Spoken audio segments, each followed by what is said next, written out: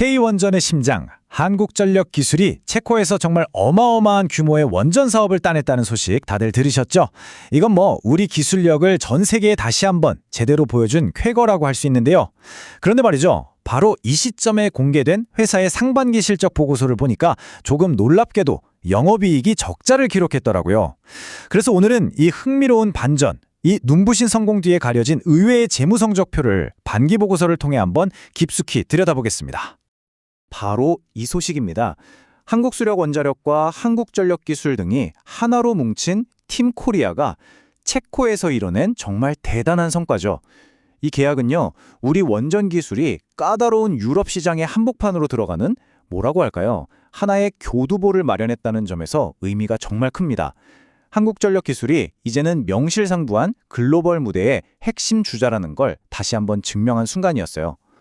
자, 그럼 오늘 우리가 어떤 순서로 이야기를 풀어갈지 한번 짚어볼게요. 먼저 한국전력 기술이 도대체 어떤 회사인지 알아보고 이 회사의 돈은 어디서 나오는지 핵심 사업 구조를 뜯어보겠습니다. 그리고 가장 궁금하실 거요. 2025년 상반기 실적은 왜 그랬는지 그 비밀을 파헤쳐보고요. 마지막으로는 미래를 위해 어떤 준비를 하고 있는지 그리고 전체 내용을 요약하면서 마무리하도록 하겠습니다. 네, 그럼 첫 번째 순서입니다. 과연 한국전력기술은 어떤 회사이고 우리나라 원자력 산업에서 얼마나 중요한 중심적인 역할을 하고 있을까요? 핵심은 바로 이겁니다. 대한민국에서 유일하다는 점이죠. 원자력 발전소라는 이 거대한 건축물의 전체 청사진을 그리는 종합설계 능력과 그 심장이라고 할 수 있는 원자로 개통설계 기술, 이 두 가지를 모두 가진 곳은 우리나라에서 한국전력 기술이 유일합니다. 이게 바로 이 회사가 가진 독보적인 경쟁력의 원천이라고 할 수 있겠죠.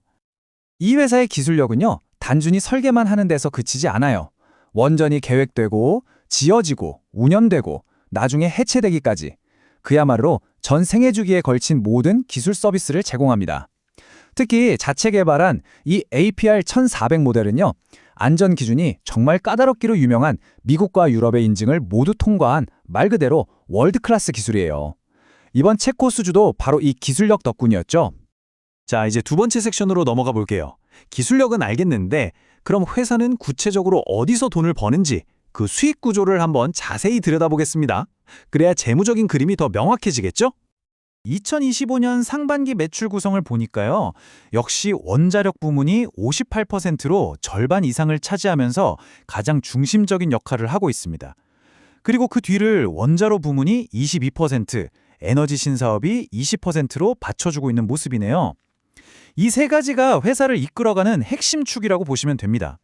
각 부문이 하는 일을 좀 더 구체적으로 보면요. 원자력 부문은 우리가 잘 아는 UAE 바라카 원전처럼 국내외 대규모 프로젝트의 전체 설계를 맡고요. 원자로 부문은 그 원전의 핵심 기술, 즉 원자로 시스템 자체에 더 집중하는 거죠. 그리고 마지막으로 에너지 신사업 부문은 LNG 발전소나 풍력 같은 신재생 에너지, 그리고 요즘 정말 뜨거운 수소 기술까지 다루면서 미래를 준비하고 있습니다.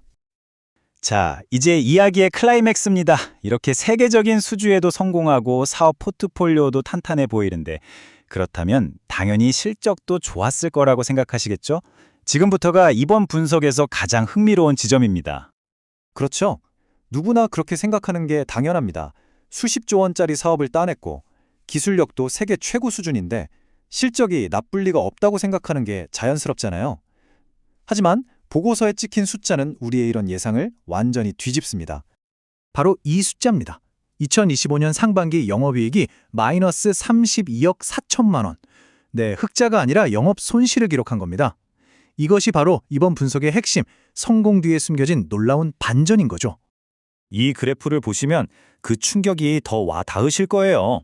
2023년에 약 285억 원, 2024년에는 무려 548억 원의 영업이익을 내면서 정말 가파르게 성장하는 모습을 보였거든요. 그런데 2025년 상반기에 갑자기 이렇게 적자로 돌아선 겁니다.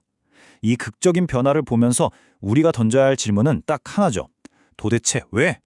자, 그럼 이제 이야기의 해결편으로 넘어가 보겠습니다. 이런 단기적인 실적 부진을 겪고 있는 상황에서 회사는 미래를 위해서 어떤 카드를 준비하고 있을까요? 보고서에 담긴 미래 성장 계획을 한번 살펴보겠습니다. 회사는 이미 미래를 향한 아주 명확한 청사진을 그리고 있었습니다.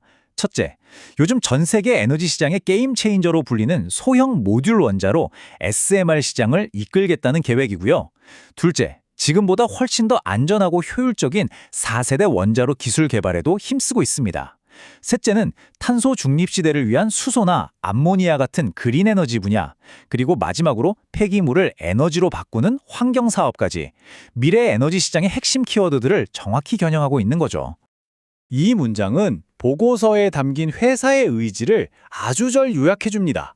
그러니까 단기적인 실적에 일희일비하지 않고 SMR 같은 혁신 기술 개발에 집중해서 미래의 진짜 가치를 만들어내겠다.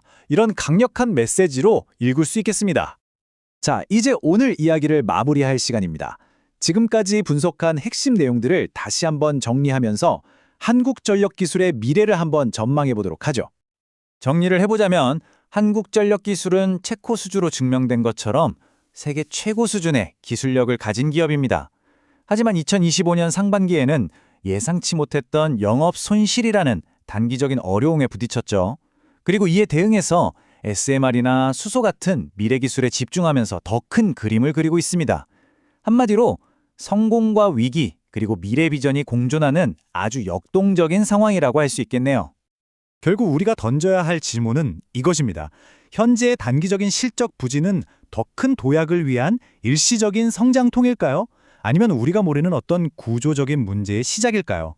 오늘 우리가 함께 분석한 내용을 바탕으로 이 회사의 미래를 한번 그려보는 것, 어쩌면 우리 에너지 산업의 미래를 엿보는 중요한 힌트가 될 수도 있을 겁니다. 오늘 분석이 도움이 되셨거나 흥미로우셨다면 좋아요와 구독으로 저희에게 힘을 보태주세요. 저희는 더 흥미로운 주제를 가지고 더 깊이 있는 분석으로 다시 찾아뵙겠습니다. 다음 편도 꼭 기대해 주세요.